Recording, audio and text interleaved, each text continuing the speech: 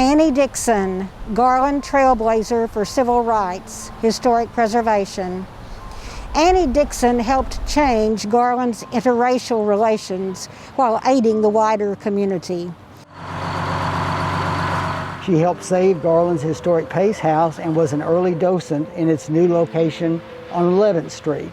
The first female African American elected to Garland City Council, 1995 to 99. In 2000, she was the first person of color to run for Garland mayor, narrowly missing that election. A high-profile leader in the Garland unit of the NAACP. She initiated and worked to pass Garland's first ordinance to protect renters, the first fair housing ordinance, and the first dwelling ordinance. And every time I pass that house... Just a few of the accomplishments for which longtime Garland resident and community leader Annie Dickson was recently recognized. And I feel very honored that Kay and Lewis Moore and others with the Garland Housing Finance and all of those people worked on this. I had no idea. A special commemorative bronze plaque from the Friends of Garland's historic Magic 11th Street nonprofit. I'm very honored. Garland Mayor Scott LeMay presented Dickson with his own recognition, as did State Representative Retta Andrews Bowers, both commending Dickson for her lifetime of service to the city of Garland. I always felt that my history would not be remembered. But now it will be. The plaque, located right at 11th Street and Avenue C, is right in front of the historic Pace House, which Dickson helped preserve. It's also right next to other important Garland historical markers and monuments, like the neighborhood's National Register plaque and Texas historical marker. So who is Annie Dickson? I was born in Alabama, moved to Shreveport, Louisiana after my mom remarried, and I lived there. I met Frank Dickson, who was an airman in Barksdale Air Force Base, and he wanted to move from Shreveport. They moved to Garland 52 years ago and have lived in the same house they built on Henderson Circle. After raising 2 daughters and working 23 years as an engineer assistant for Vero Semiconductor, Annie decided it was time to get involved in her community.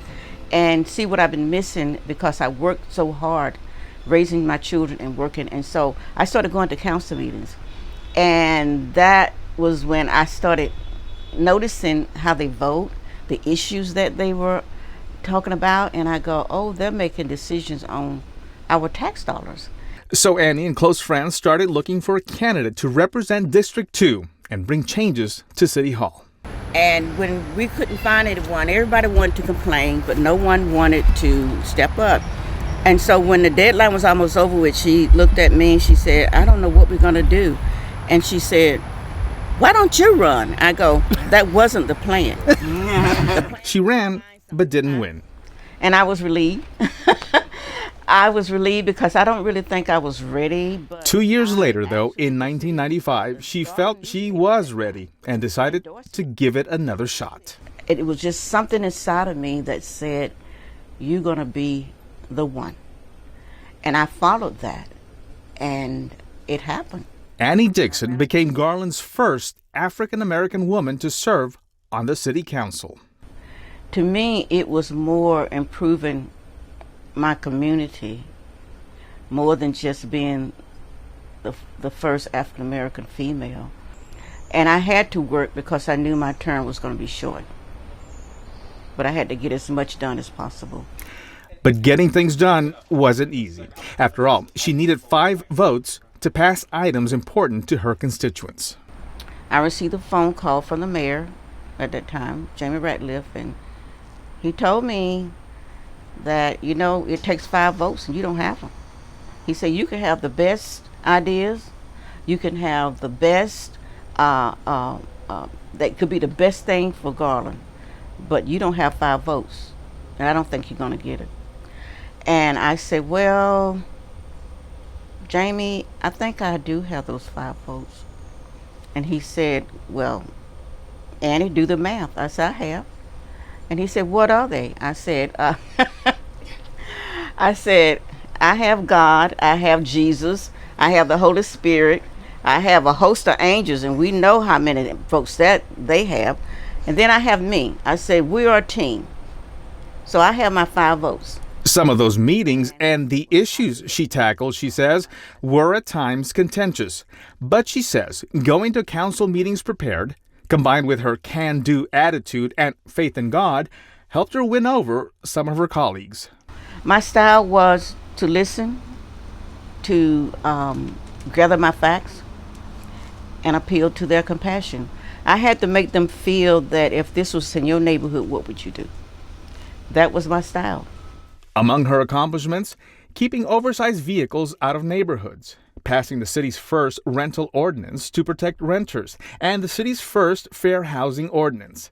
She campaigned to keep Dart Light Rail in Garland, fought for the renovations of the Plaza Theater, the preservation of the Pace House. She was instrumental in the naming of Gale Fields Community Center after a deserving African American. She helped diversify the city's board and commissions by appointing African Americans, Hispanic, Asians, and seniors. And the list goes on. I can remember that there was an issue of trying to get sidewalks for this lady who called me, and she had a child who was disabled. And the little girl went to Watson Elementary School, and she told me how she had to roll out in the street because the sidewalks were uneven. And I met her and I saw what was going on. And I knew that CDBG money was available, and I asked for those sidewalks. And I got it approved. And I was very, very pleased with the fact that that little girl got to go to school safely. When her term was up, Annie set a higher goal. In 2000, she became the first person of color to run for mayor. And so I thought, well, let's give it a shot. I say, if I don't do it, I will always wonder why. And I did. She fell short by just 47 votes. Her time as a city official may have come to an end, but not her passion to make Garland great. She chaired the city's Community Multicultural Commission. We did a swearing in of people who wanted to become citizens, and that we had like maybe 3 or 4 of those. It was amazing. I really enjoyed that. Annie has received more than 50 awards and recognitions from local and national groups and organizations.